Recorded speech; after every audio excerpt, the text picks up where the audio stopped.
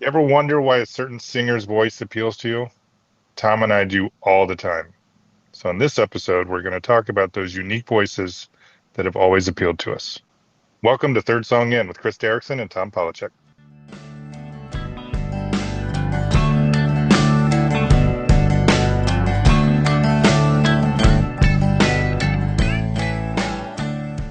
All right, dude, we've been wanting to talk about this for a really long time. I, well, by the time this hits the airs, it's been about a month or so. I did a blog about unique voices, unique singing voices, and I struggled with defining what that is that appeals to me. So we're going to take that confusing topic and turn it into an entire episode. You ready for it? Or we're going to try to I'm anyway. going to try to. Yeah, this is one that I think has been on the top of your list of themes for an episode, maybe since the very beginning, but certainly for the last year or so. We every time we would try to talk about, hey, what are our ideas to go forward? This is one of them that you would say, I still want to do this, and I'd say, yeah, I don't know how to do this. And when we decided to put it on the schedule for this season, I really have spent a lot of time trying to figure out how to set parameters for voices that you and I like, because there's definitely a certain we always talk about a certain roughness or a certain strangeness to the voice that appeals to us. It obviously appeals to other people too, because a lot of the people we're going to talk about, a lot of the performers are very popular. I mean, they sell a lot of records, they sell out shows and what have you. But it's not the sweet kind of stereotypical beautiful singing voice. And in fact, when I hear those voices, regardless of the genre, I usually don't like the songs as much. I think it's one of the reasons I don't like pop music as much as a lot of other people do. I'm the same way about pop music. I tend to be turned off or just find them kind of sappy when the voice is too pretty. And again, I can respect that and respect a beautiful voice. It just isn't the type that draws me in. And even if I like maybe one song by an artist like that, I don't tend to have the longevity with them. As you know, I'm Yeah. very brand loyal, and I've tended to be more brand loyal to those people that have those a little bit off voices. And I've talked about this, and I think this may have something to do with it. I have a crappy voice. Like I can't sing to save my life. And I think somewhere in there, I'm drawn to voices that aren't perfect because it maybe allows me to imagine singing those songs, which often Yeah. happens in my head. Which tends to be why my list is a little light on female singers. It's really not intended to be anything against female singers. It's just that I don't always relate. I've gotten better.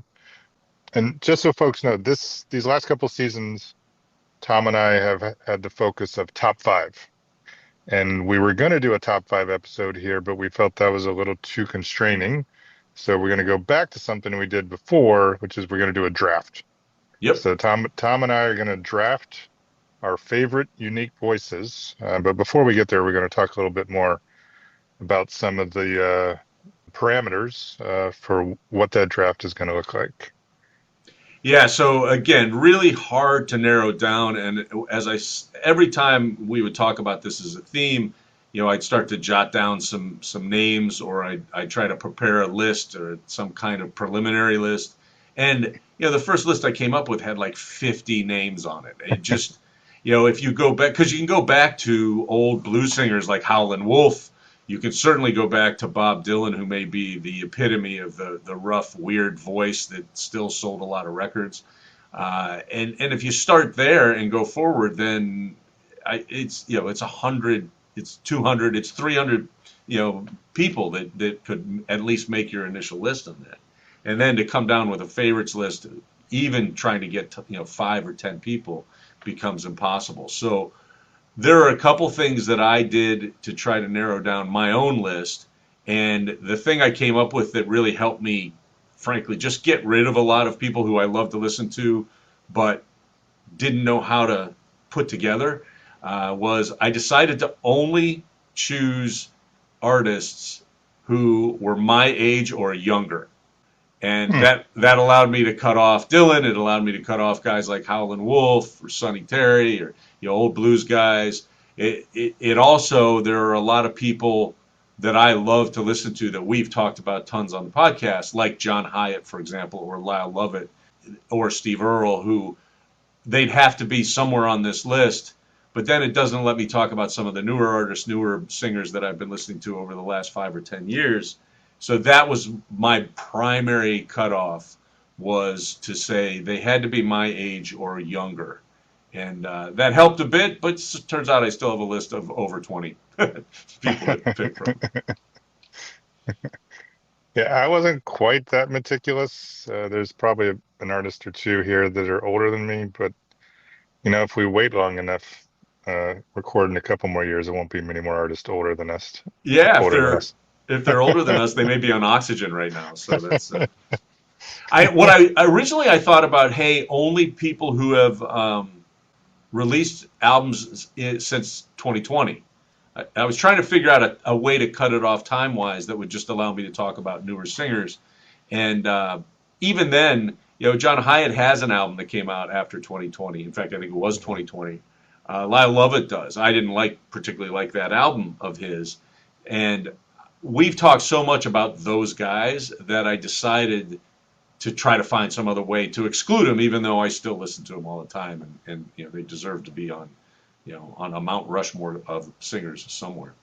Yeah, and I think people are going to be surprised. I didn't do this purposefully, but some of the bands I've talked about over and over again, King's X, Night Ranger, Smithereens, back in the day, I didn't include them. I don't, it's not that they don't have unique voices, but some of them actually have really good voices. And Yeah, it's just that their music has always been a little bit on the fringe.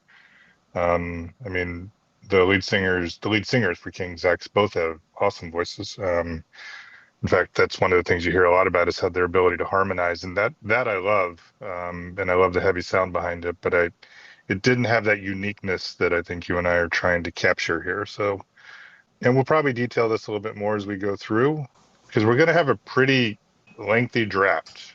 We've decided we're going to do 15 total.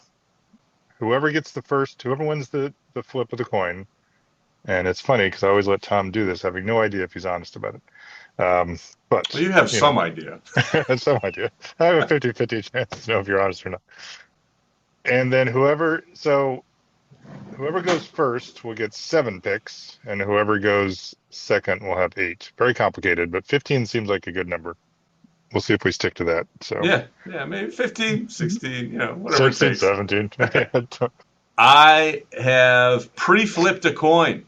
It is pre-flipped. It is ready for you to decide to make your call. Tails. It was heads. Fuck. So, but that means you get an extra pick, right? Is that what we just decided? Well, or you can have the extra pick. You can let me go first. Oh, I see. You get Hmm. the choice of which one you want to do. I mean, I have a feeling we're not going to have that much overlap.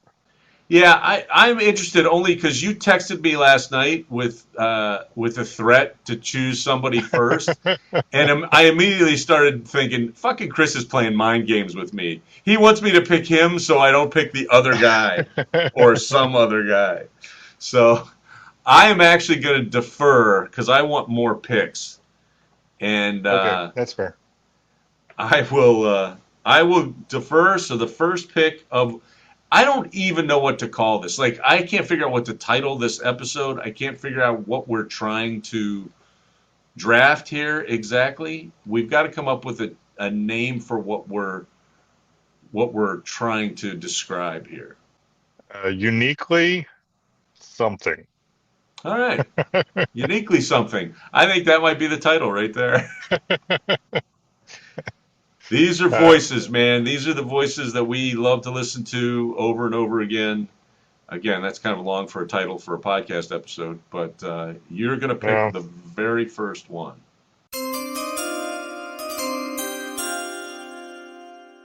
yeah, I am going to take the first one, and I am not taking the one that I threatened you with. I knew But you I did suck. try. You were definitely fucking with me. I knew you were fucking with me. But I, the other thing that I've tried to do is bands that had an important influence on me. Like they opened up different styles or just the one that I threatened you with is a perfect example of that, which is why I threatened you. It was a legitimate threat, and we'll talk about him whenever one of us takes him. But I went in a slightly different direction. I went with Chuck Cleaver, lead singer of previously the Ass Ponies and now of Wussy. He's got about as, I mean, you can't call his voice pretty. He has, and it's a sort of a fragile voice. In Wussy, he often co-sings with the female lead, Lisa Walker, who has a much more powerful voice. And there's something that draws me to that fragility of his voice. Like it's not like it cracks, but it doesn't have. There's going to be other people that I'm going to take that have that deep, resonating voice that may or may not be perfect, but it just really sits with me. It's those are the artists that I love. Chuck Cleaver is completely different from that, and it's some combination of how well his voice fits the weirdness of some of their songs too. But it's just that there's a couple bands that I've thought about, and there's another band that Everybody Fields. I forget the guy's name, but the lead singer there has about as ugly as a voice as you can have, but Hmm. it's beautiful when he sings with Jill Andrews, who was the female. Chuck Cleaver can carry his own weight, as he showed, and he'll have some of my favorite songs of Wussy are those that he sings. But it's definitely not a pretty voice. It's unique, I would say, and I don't know. That's my first choice. I don't think it's someone you would have taken, so I'm not really playing the game. I'm trying to choose those that I truly love. Yeah, it's funny because I didn't think of Ass Pony, but his voice is exactly if you wanted to put up an example of what we're talking about a voice that no one would claim to be beautiful or pretty in any way, that's a perfect example of it because I love Ass Pony's music, but I didn't think of him, and I don't really know why. However, I just looked it up, and he wouldn't have qualified for me because he's older than we are. Okay. So he didn't make my list for that reason, and also the reason that I completely spaced on Ass Ponies because I think that's a great first choice. And again, if I weren't intentionally trying to constrain myself so I could limit my list, he should have been up in my top five for sure. So that's You got two. I've got number two, and number two is Jay Farrar from Yeah. Sunvolt, who Yeah. is younger than me by 7 months, by the way. So again, this was the problem I ran into is we talk about Sun Volt all the time. We talk about Jay Farrar and his voice all the time. But again, along with I think Ass Ponies, I think Sun Volt and Farrar is Sun Volt as far as that Yeah. goes. These days, it's even more obvious. But there is I don't think anybody would claim that he has a beautiful voice, including himself, but it is interesting. And when you combine that with his amazing songwriting, it just, if I had gotten the first pick, that I would have taken Jay Farrar, who, by the way, is still not the one that you were trying to mislead me with. Anyway, and I will point out this is a little self promotion for third song in. Coincidentally, I guess, maybe ironically, we will be interviewing Jay Farrar's daughter, who is an aspiring filmmaker, in the upcoming seasons. I don't think we're getting to her in season 13, but I believe in season 14 we're going to get a chance to meet and talk with her about her filmmaking career. And as I warned her, she's got two music geeks that will not be able to avoid at least asking a couple of questions about her dad. So anyway, my second pick in the draft, is Jay Farrar from Sunvolt. Nice. He was my second choice. It's funny, I did this a little bit yesterday, which I had a list of 24, which became 25 on my drive in. Um, Left a fucking list on my desk at home. So so I'm recreating some of my notes. But what I did yesterday was periodically look up descriptions of these folks' voice, and Jay Ah, Farrar's is one that comes up, and it's called Weathered Dusty Baritone. The ideas of like w weary and deep and deeply evocative. Unvarnished. Oh, I, that's good. yeah, unvarnished is a great word, and raw shows up a lot. So those are all ones that apply to him and likely to others. So I'm going to take a chance that you might take this artist sooner than later. And I'm also gonna, it's also gonna be a promotion of Third Song. Ooh, I'm nice. taking Matthew Grimm. I truly love his voice. And what's interesting, and this is where Tom and I are bragging a little bit, Matthew's been great enough to share his upcoming album with us, which we've been listening to, and I think it's okay to share this. He's voiced a little concern about how his voice is aging, and I still think his voice sounds awesome, and Yeah, me too. it's that perfectly imperfect voice that captures the anger and the angst in his music. And he's much, as folks should know, he's much more political, especially these days. And that imperfection really conveys the anger that you can feel that he has in his music. And I don't know, Tom and I have been listening to him for, 20 some years. I think he's still as good as ever and wholly underappreciated. I don't know. It starts to get tough to how to describe these certain voices, but my first two are not folks that have those deep resonating voices. They have a little bit of fragility to their voices, but there's something about that has always appealed to me. Yeah, yeah, he's definitely got that voice. I was able to exclude him from my list because of his age. I think he's just a couple years older than we are. So again, it's a very arbitrary line, but it allowed me to kind of exclude people that I wouldn't know what to do with. It'd just be like a 10-way tie for me at some point for first and second. So I agree with the pick, and again, I think he epitomizes the kind of voice we're talking about, the kind of rough, gravelly, maybe dusty is very good. You know, like you said, it comes down at a certain point, we're just using the same words to describe them, even though all of these voices are very distinctive. They don't sound like each Yeah, other either. no, nope. And that's where the problem comes for me. And another example of that is, unfortunately, a lot of my choices, despite my best efforts, are really not going to come as a big surprise to people who listen to the podcast. Certainly not to you.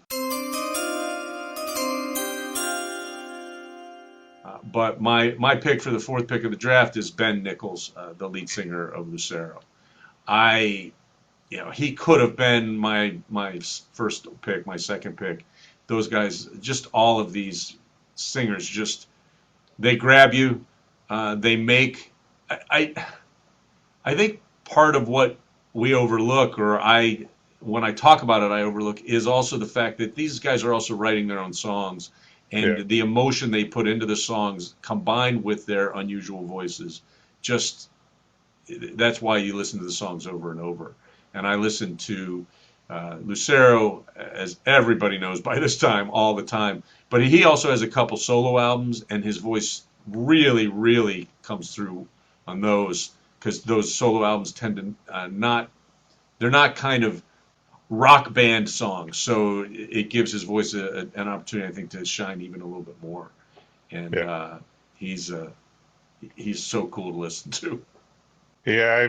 There was something you put on the script that made me realize that you were definitely taking him, but Yeah. I am, and I could have played the game, but thus far I'm not because I love his voice too. You're definitely more of the one I think you discovered among the two of us. You discovered Lucero, and I always had another band that I sort of felt that I liked more, but I know that there's no way in hell you're going to draft him, so I'll let his voice go for a little bit longer.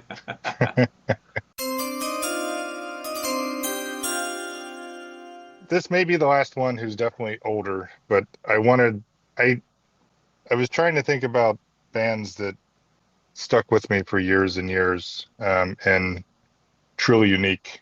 And I'm guessing he's older than us. But I went with Angelo Moore, lead singer of Fishbone. I just to this day, I mean, they're putting out relevant and extremely listenable music, and his voice is about as distinct as anyone's.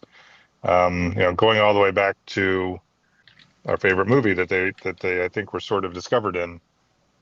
Even that one where he's singing sort of the cowboy-like song, it's almost comical, but I don't think he ever shied away from, the comedy as well as the politics over the course of Fishbone's career.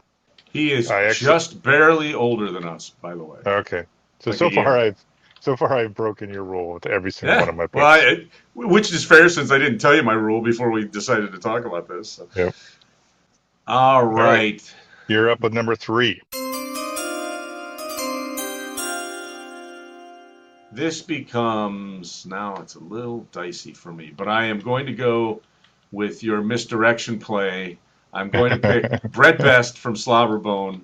Yeah. Slobberbone is one of my favorite bands, kind of favorite unknown bands. Not a lot of people are familiar with Slobberbone. They were relatively short lived. He is the lead singer, the songwriter of that band. He also then fronted a band whose name escapes me. Do you remember the name? The Drams, I think. The Drams. That's what it was. Also, I didn't like as much as Slobberbone, frankly, but his voice is, obviously the same in both, and he's got that thing. And when you combine it with the very, very realistic, really storyish songs that he tends to sing, especially with Slobberbone, it's just a great combination. That's the one that you texted me last night and said you better pick Brent Best first, and I thought this guy is trying to mislead me. He wants to leave. I figured truthfully, I thought you were going for Jay Farrar for the first pick, so that's what I felt your scheme was, and I didn't fall for it, and I still got Brent Best, so I'm pretty happy with Well, my little game didn't work, but that. actually I wasn't gonna play the game because if I knew you weren't gonna take Chuck Cleaver Yeah. first. I just wanted to recognize his what I think is his greatness by taking him first. Um, all right, I'm gonna take one more obvious one, but I'm taking Mark Sandman from Morphine. I also don't think you would have taken him, but he has that deep, resonant voice, and they only had, they had a strange instrumentation. They had a two-string bass, they had a sax player and a drummer, and then they had his voice. And he did almost the poetry, almost, talking up songs. What's that called when you're more so just voicing and versus singing? He would just spoken poetry. There you go. He would. Some of their later songs were much more along the lines of spoken poetry, but he has that deep, unique voice. It's probably a much better voice than I'm giving it credit for, but I think as unique as that band was, his voice was also extremely unique. Going all the way back to Treat Her Right, and I've watched the documentary on his death and his career probably about 20 times, including about 2 weeks ago when I had the entire house to myself. And what I chose to do was watch that documentary. So I'm partying like an animal these days. Yes, he would not have made my list. First of all, he probably was born before we were, although I'm not Yeah. checking. I wouldn't categorize his voice in a way that would make my list of voices. Everything you said about the band and about him in particular, I agree with, and I am a fan of both Treater Right and Morphine. We've talked actually, weirdly, we've talked about that band and Fishbone and even Ass Ponies a number of times in the last, let's say, 6 months or so, both on air and off air. But yeah, he was definitely safe because I think it's the instrumentation and the musical side of things of those bands that appeal to me more than his voice. I don't know that I would have predicted you would have chosen him, but I'm not surprised because he's definitely important. I think to you in terms of the music you like to listen to. Yeah. So we have what 7 or 8 left, and I do think it's working out. So I think we'll be able to get to some what I would call newer, at least for us, Yeah. newer bands and voices. But for number 8, I have to pick one that will surprise no one. I'll have to pick one that's patting ourselves on the back a little bit, but he's got to be on this list, and that's Bobby Bear Jr. Yep. And he could have been one of my earlier picks as far as that goes. I was a little worried about you picking him before me. I wanted him on on my team, so to speak, uh, and I thought that might happen, but it worked out. So far, I'm happy with my team. I will say that. We just talked to Bobby Bear. He was our guest for the season finale for season 12. He's such an interesting guy. He's still out there singing away. He is just barely younger than both of us. I think he was born late in 1966, and we were both born in May of 1966. So he just made the cut. And in some ways, I was like, "Oh, make him born in January. That way, I can try to focus on some newer guys." But on the other hand, I can't let him go either. He's got to be on the list. So, but my 4th pick, 8th pick of the draft is Bobby Bear Jr. Bless his soul. Bless his soul. All right. I'm deciding if I want to. There's two things I can do to open up new points of discussion. Trying to decide which way to go. Lucinda Williams, I think, has one of the most unique and appealing voices. What is it? On the gravel road, the Car Car wheels on a Wheels on a gravel road. Gravel Road. Yep, is still one of my favorite albums of all time, Yeah, and it's due to her one, her songwriting, but two, her incredible unique and again, I don't think you would call it beautiful, but it can be beautiful in its imperfections. And I know she's going through some health problems. I know she doesn't. I think she's older than us, she but she's is. still out there singing, I believe. But she's one that has all those qualities that I look for in, I don't mean it this way, in male voices. And she has it in spades, and she's just fantastic. And she's had a great career. That's one of my favorite albums of all time. And I felt like I had to include her, even if she's older than us. So, Yeah, yeah, and again, I mean, that was my my very artificial line to draw. She was on my long list, and I was a little disappointed that she was older than us, only for that reason, because there aren't a lot of women. Obviously, she's the first woman on this list in this yeah, draft. I don't have a ton of women on my list for that reason, because I think that dusty, uh, ragged, rough voice, you just don't. I mean, there are the classics. There's Janis Joplin, of course. Melissa Etheridge, I think, is on that, in that list. But it's just a shorter list. Women generally, at least the women who sing music I like, tend to have much prettier voices, and they just don't fall within I think the category that we're trying to describe here. But she's one, and while still being, I think, incredibly feminine in her songs, in her presentation of her music, whether it's that album, which is absolutely a top album, or any of the other work that she put out. She can be very sexy when she sings, even though she does have a voice that no one would just automatically. She's not a chanteuse, It's not like yeah, that beautiful singing voice. I think a lot of it comes with the combination again of the songs she's writing with her voice. She writes for herself, and it just comes through as very real. And yeah, I think that's a great pick. I again kind of arbitrarily excluded her because she's a bit older than we are. yeah. So, all right, so this will be the 10th pick, and I have, I don't know, 10 more artists I'm looking at. And I really didn't plan out as far as all of this, so I'm going to pick a much more kind of rock, kind of alternative as opposed to Americana type. For number 10 in the draft, I'm going to pick Brian Sella, who is the lead singer for a band called Front Bottoms. Yeah, I have talked about the Front Bottoms in the past, but it's been quite a while. No one would confuse them for an Americana band.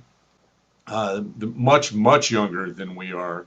Very angsty, very much in the vein for people our generation of the Violent Femmes. He's got a lot. He sings about a lot of problems. It's a lot of it's very dark in a lot of ways, but he has that really rough, really ragged voice, which he delivers in a really rough and really ragged way. I love Front Bottoms. I've been listening to them for years now. I was introduced to them from by my daughter, and I think it's a great band.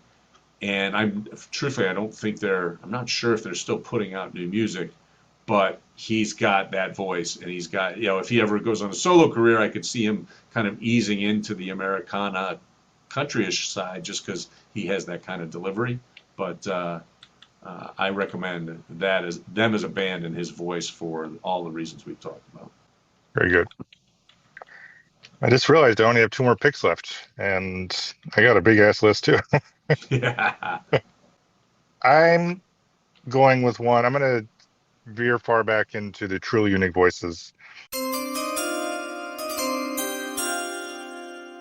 I had a feeling he would last, but I'm going with Micah Schnabel of Two Cow Garage, and that band hasn't been really recording for a while, so it's mostly his solo stuff. Truly as unique a voice as you're going to find.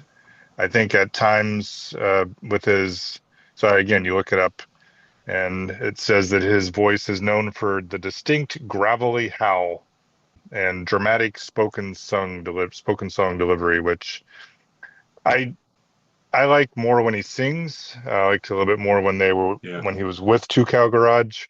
I still appreciate what he's doing with his more spoken song approach because he's clever. He's a really great and intelligent songwriter. And even then, like there's some of those songs. There's one that I put on one of our playlists that I love, and oh, it's the cereal song. It's got cereal. Oh, cinnamon toast crunch, jazz and cinnamon toast crunch. Yeah, jazz No. and cinnamon toast. Yeah, I think so. Or cinnamon toast Yeah. crunch and jazz. It's one or the other. It's both those words are in there. I love that song. I think it's really funny. It's a great story. It's definitely spoken, but I've loved and appreciated his voice from, I think I bought either the first or second album of Two Cow Garage and have stuck with him typically. He typifies, I think, Yeah. the draw I have to those truly imperfect voices. Yeah, you introduced me to him, and I agree. I think he deserves to be on this list. He's older than us, so I Oh, didn't have to worry about him because he was on my my medium list. I don't know, my long list. I was not sure how I was going to squeeze him in, and then when I drew my line, I was like, he's just barely older than us. So, but a great voice. I agree completely.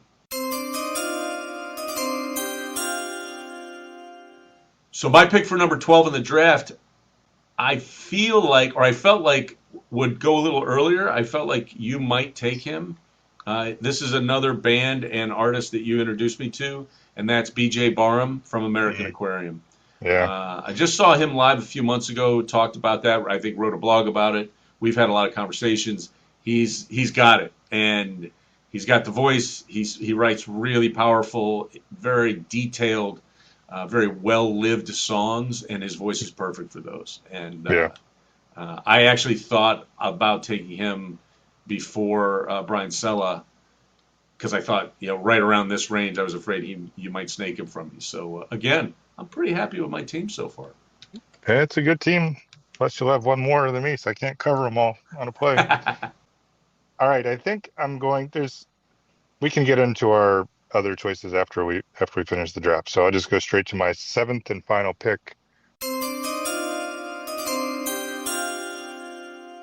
And this one was the direction I was thinking about going when I took Lucinda Williams. This is a truly new artist. I love this band. They're out of North Carolina. The band is Rainbow Kitten Surprise. The lead singer is Ella Mello, or yeah, I think it's Mello. I did not know this until I was preparing for this. I'm seeing them in concert in a couple months.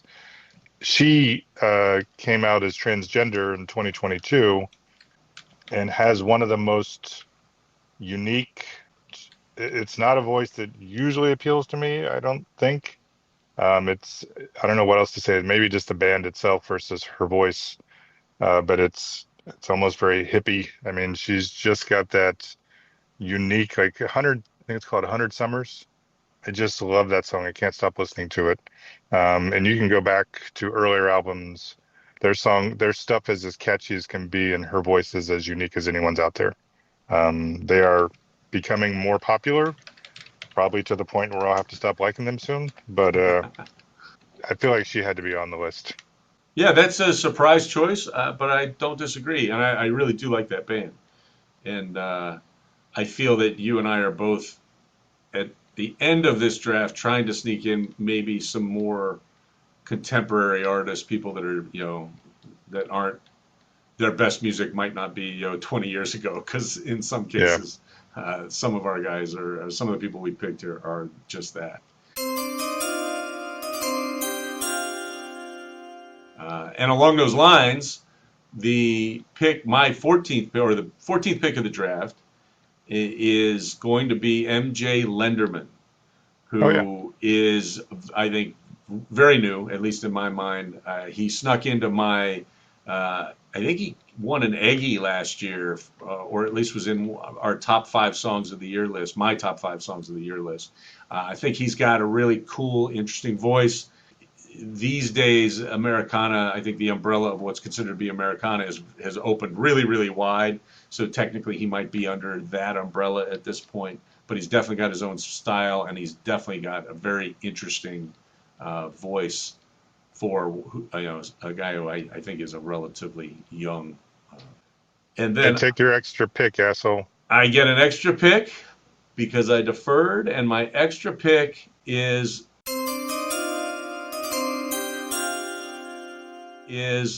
along similar lines, and also a performer who I had in my top 5 list at the end of last year, and that's Josiah, I'm not sure Yeah. which, Lemming from Josiah and the Bonnevilles.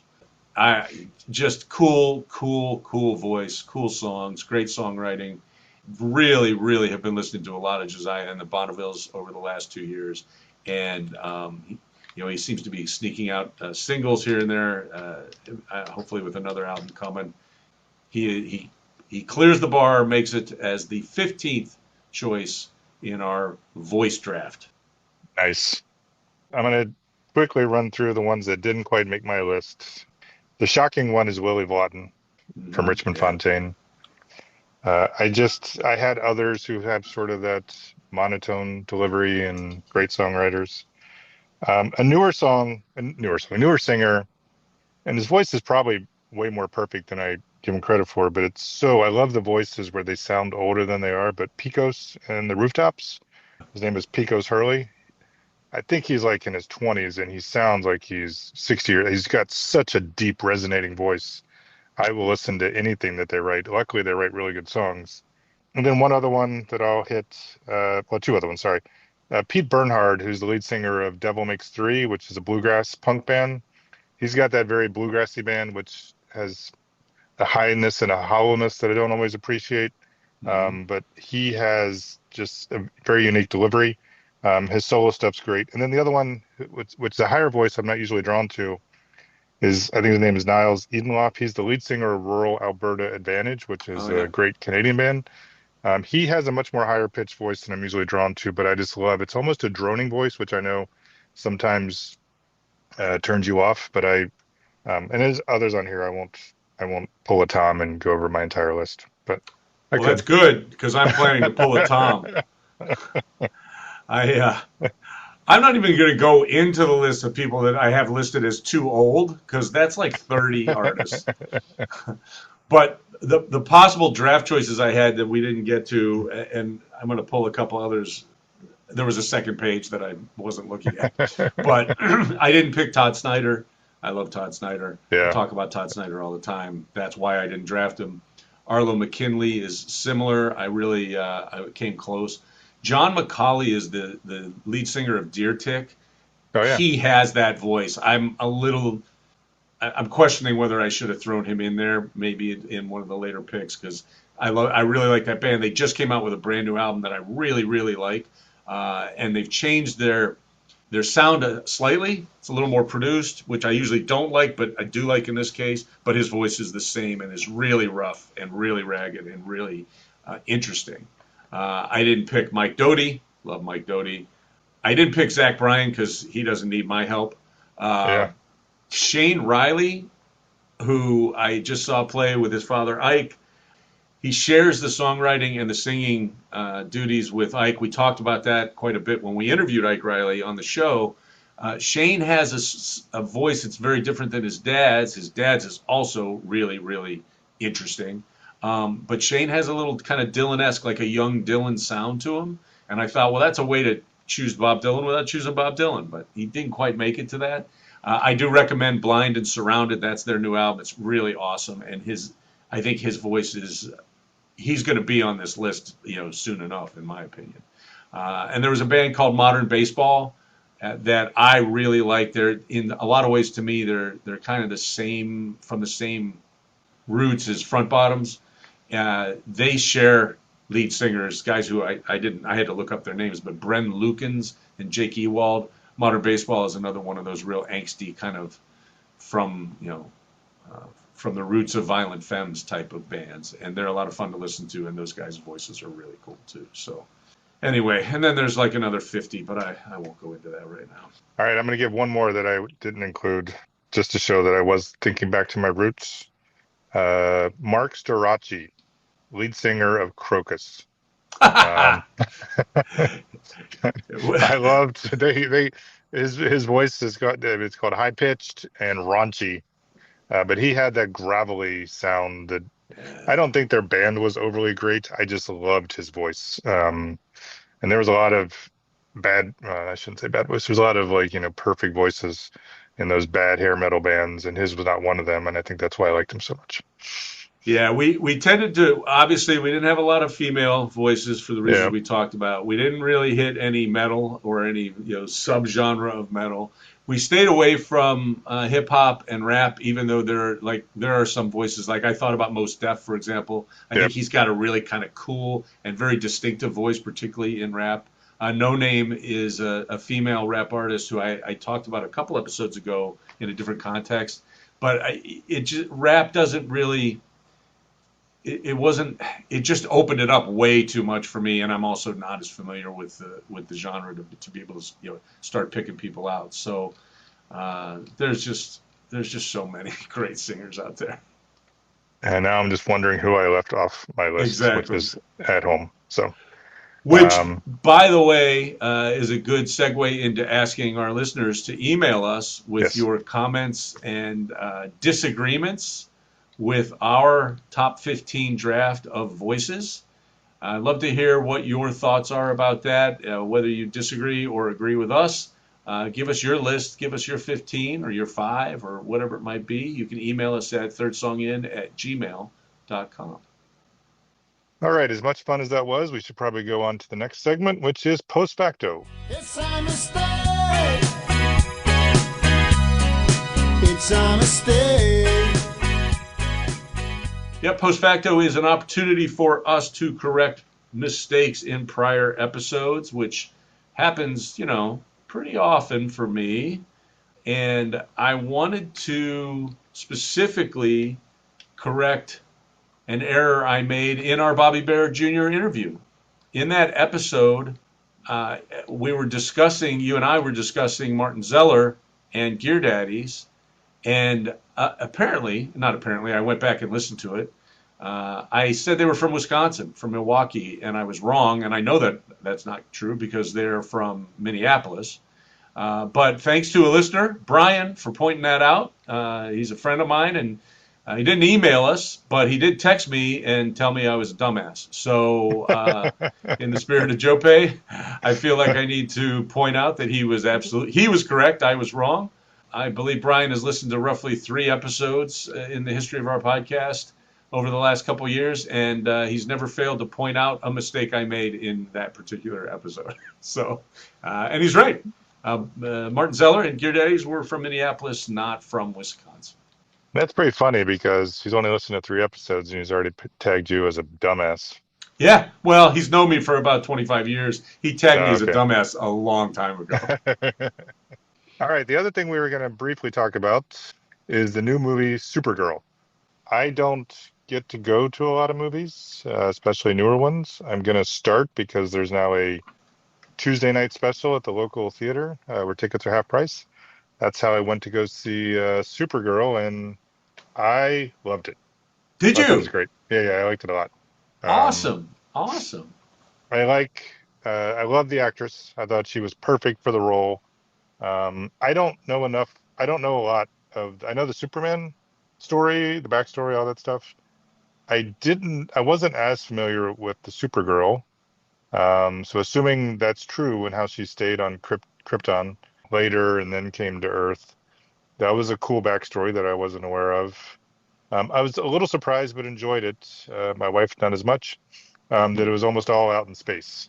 I love sci-fi, and and Yeah. it was very little on Earth, which was perfectly fine with me. It all worked out great. I love what's his name? Is it? I think I might have the wrong name. Is it Jason Molina, the Aquaman? Momoa. Yeah, Jason Momoa. Momoa. He's fucking awesome. He was I love great. him in everything. He was great in this movie.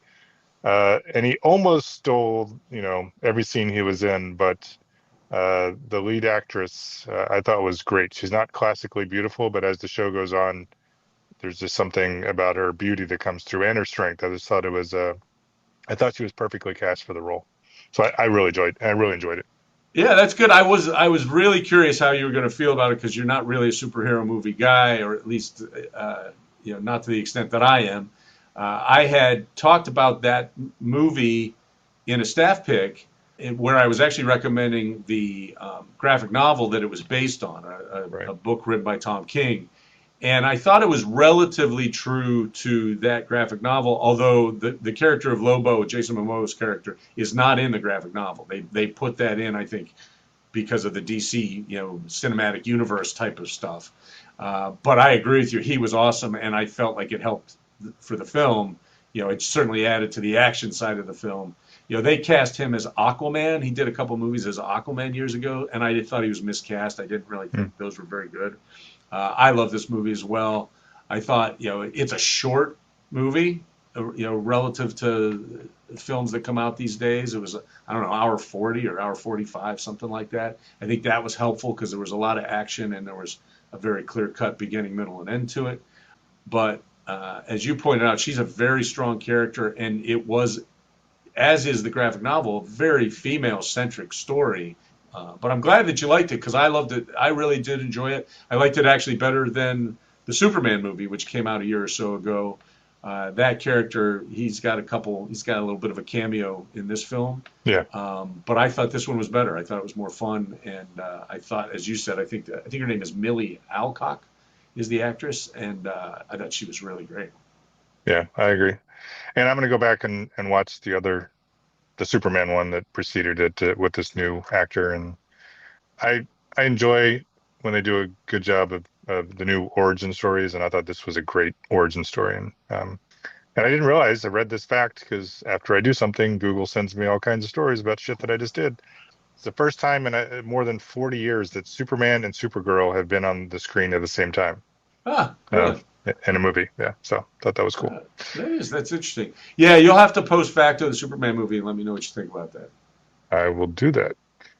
This week's Staff Picks is being handled by friend of the show and former guest, Tim Plaker. Here's Tim. Just around the corner from you. Greetings, Third Song Inn listeners. Tim Pleaker here with some news and song samples from this year's Porch and Park Music Fest, back for its 5th year in Joliet's historic cathedral area on Saturday, August 22nd. For any of you who are new to Porch and Park, it's a free, family-friendly event transforming historic home front porches into concert stages. This year, from 1:30 to 5 p.m., 10 porches are hosting a wide variety of music covering rock, blues, mariachi, Americana, bluegrass, classical, folk, swing, brass, Irish, duos and solo artists, plus talented performers from the Great Lakes State and Music City on our Michigan and Nashville porches. Bring out your chairs, pack some snacks and refreshments, and wander around the neighborhood soaking up all the great music, the beautiful homes, and an amazing sense of community. At 5 p.m., head to Preservation Park, 710 Taylor Street, near the University of St. Francis, for more great music from 5:30 to 9 p.m. It's a whole day and evening of great music and a truly unique experience in the Joliet area. All the information, the maps, schedules, artist info, and FAQ can be found at the website porchandparkmusicfest.com. Make sure you use the word "and" in that web address. Again, it's porchandparkmusicfest.com. As we do every year, we've got a sizable contingent of original artists, both local and touring, and I've put together a Spotify playlist for you to highlight a few of them. Kicking off the list is internationally touring gospel, blues, and soul family band Nikki D and the Sisters of Thunder, who are making their first trip to the Chicago area from Toledo, Ohio. Nikki plays an instrument called the sacred steel guitar, and Guitar World magazine calls her the Jimi Hendrix of the instrument. The next tune is from a longtime friend of our fest and music events, Michigan's Sierra Cassidy, who performs under the name I.am.James. Check out a song from her new album called The Garden. This tune is called Identity Crisis. Next on the list is a song called Common Denominator from the upcoming new album of another Michigan artist, Katie Peterson Green, whose songwriting credentials include first prizes in the John Lennon, the International, and the Great American Song Contests. Nashville artist Stacey Antonell has one of the biggest voices you will ever hear, and she showcases it on the next song on the list, Swinging Doors. Another Nashville artist, Sophie Galt, is touring this year behind her acclaimed new album, Unhinged. Check out the album's blues rocker opening track, Pocket Change. Songwriter Ramey Good also joins the Nashville porch. Ramey is originally from Arizona, but now based in Nashville, where she released a new album this year. Give a listen to her song, For the Record. Another Nashville artist joining us is former Las Vegas native Abigail Oakley. She's had an eventful year, appearing on NBC's The Voice and turning all 3 judges' chairs faster than anyone in the history of the show. Listen to the song she played for her audition, Call Your Girlfriend. Rounding out our list are songs from 3 of our best local artists, and we're happy to have them joining us for Porch and Park this year. Check out Alex Hoffer's Being Human, The Righteous Hillbillies' Desolation Row, and Gavin Coyle, the All-Ireland singing champ, with Back Home in Derry. This playlist is only a small sample of the awesome music you'll find on Saturday, August 22nd at Porch and Park Fest. Make your plans, round up some friends, and join us. The center of the fest is Wilcox and Taylor Streets in Joliet. You can't miss it. Every location has a smiley face flag out front, and volunteers are at each location with handy maps and schedules. If you've been to Porch and Park before, you already know. But if you haven't, make this your first year and learn what I hear from happy people every summer when they say to me, the music is so great at this porch, how am I ever supposed to leave? The fear of missing out is real, but it's a great problem to have. You'll find amazing music and entertainment everywhere in the Cathedral area for Porch and Park. Remember, all the info can be found at porchandparkmusicfest.com. We hope to see you there. And now, the Loft of Wisdom. You better open up your eyes, babe, because fools do get wise. Loft of Wisdom is essentially quotes. Tom and I will choose a quote, ideally that ties in with the theme of the episode, and we will put it on our website. We have Loft of Wisdom quotes going back multiple seasons, and it's an homage to when Tom and I were roommates and would scribble these quotes on our bed lofts, hence the word Loft of Wisdom. What do you got, Tom? I picked Brett Best. I picked a quote from a lyric from the Slobberbone song from the album Everything You Thought Was Right Was Wrong Today. The song is the Pinball Song, which is one of their best. Talk about a great fucking story song. The lyric itself doesn't, I guess, have anything specifically to do with singing or voices or anything else, but it was sung by one of our draft picks. And the lyric goes, "She said you two were through. It seemed you were driving for different things. I said I understood. I've wrecked that car." He sings it. It sounds cool as shit when he sings it, but I love the line, "I've wrecked that car," referring to a bad relationship. That is an awesome song. It's not, and it's a little different than the other stuff on that album. And I think, if I'm not mistaken, it's the last song on there. So you could almost think of it as a throwaway song, but I do think it's probably the best song on the album. It's a great, great song. Yeah, good choice. Love it. All right, yours is much more fun, but I had a feeling I wasn't going to draft him, so I went ahead and put in a quote from a song by Pete Bernhard. The song is "I Knew You." Really great song. It's a little melancholy for sure, but if you skip the last part, I feel like some of this could apply to us. We got older, so it seems, kept on dreaming our stupid dreams. We ain't wiser, you know it's true. So I could probably just stop there, but the end is remember when you knew everything and I knew you. So it's a tribute to someone who passed away in his life and talking about those younger days when you feel like you know everything. And but Tom and I, in our stupid dream, is pretty much this podcast. We keep Yeah. we keep dreaming that this thing might become something more than it is, but you know what? We honestly don't give a fuck if it does or not Yeah, because I was going to we're say, having fun. if we really gave a fuck, we probably wouldn't have just recorded this episode. Yeah, Because I don't know who the hell cares about what we think are cool voices. that's true. So, fuck it. Yeah, fuck it. That'll take us to our playlist picks. Another thing, but these are actually, I think people might actually go and listen to more than they listen to us. That is very possible. Yep, we like to pick a song each for every episode of the season-long playlist. We have a season 13 playlist. And my choice for this episode's version is a song by another draftee, Ben Nichols of the band Lucero. I picked the title track from his 2025 solo album, not a Lucero album, called In the Heart of the Mountain. It is the very first song on that album. Cool song, cool voice, good for the playlist. All right, so you went with the draftee. My Waft of Wisdom and my playlist pick are from people I was pretty sure I wasn't going to draft, but I wanted to call them out in some form or fashion. So mine is the song Blankets by the Gourds from their 2002 album Cowfish, Fowl, or Pig. It highlights both the catchiness of the Gourds music back then and Kevin Russell's voice. Extremely country and it's got twang beyond twang. I love his singing voice. He's now in a solo project that's called Shiny Ribs, which I do like, but I definitely appreciate the Gourds.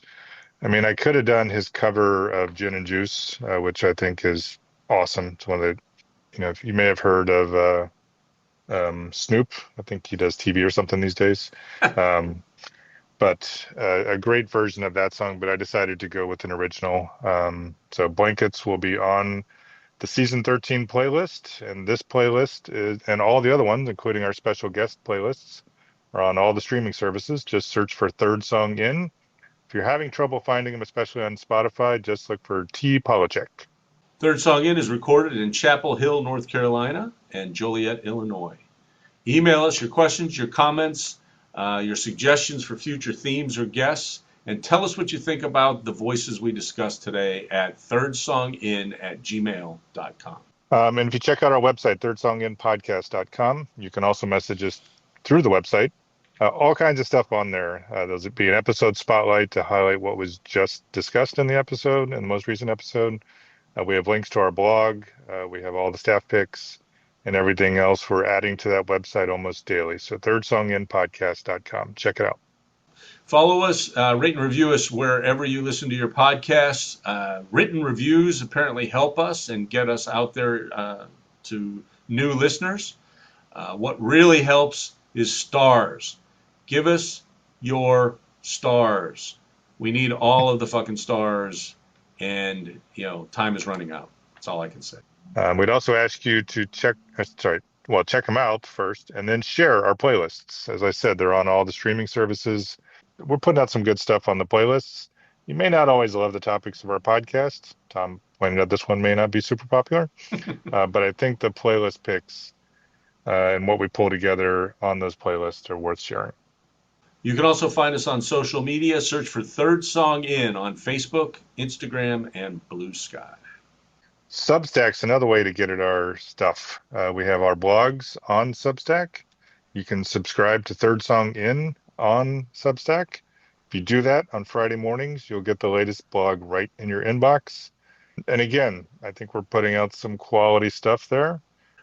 And I think I found your catchphrase. If you want to get at our stuff. If you want to get at our stuff. Here's a way to do it. Please tune in next week to listen to our interview of Gabriel Rotello. This is a guy I thought was a writer who wrote a mystery novel I liked a lot, and it turns out he's a much bigger deal than that. And you've been listening to Third Song In with Chris Derrickson and Tom Polachek. Thanks for listening.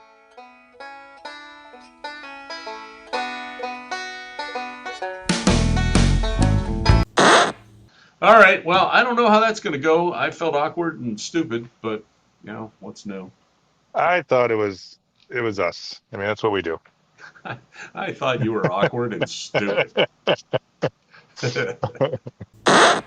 Substack's another way to get at our stuff.